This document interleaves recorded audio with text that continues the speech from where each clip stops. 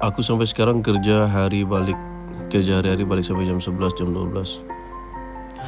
Tapi masih aku kena kasih ketawa kerja sudah lama tapi tidak nampak hasil. Tergores juga hati, tapi apa boleh buatkan kawan, kadang terlepas cakap aku.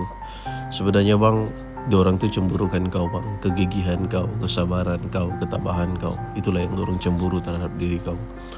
Tidak payahlah merendah-rendah diri, tidak payahlah bang macam putus asa, macam orang bilang rasa macam down. Sebenarnya dalam kehidupan kita ni, ada benda yang orang cemburui kehidupan kita walaupun kita miskin.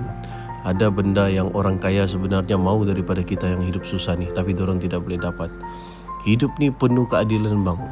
Tuhan telah jadikan kita dan Tuhan itu maha adil.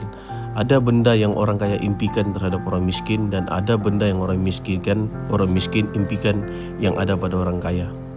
Percayalah bang, kekayaan yang hakiki itu bukannya kerana harta yang banyak, berjuta-juta, tidak bang. Kadang orang harta banyak bang, tapi ini tak boleh makan, itu tidak boleh makan, ini tidak boleh buat. Dia jutawan bang, tapi duduk atas kursi. Sedangkan kita hari-hari boleh kerja, hari-hari boleh menikmati suasana yang indah, hari-hari boleh jumpa kawan-kawan kan. Itulah rezeki itu memang macam begitu bang. Tapi janganlah putus asa bang. Tidak perlu berputus asa bang.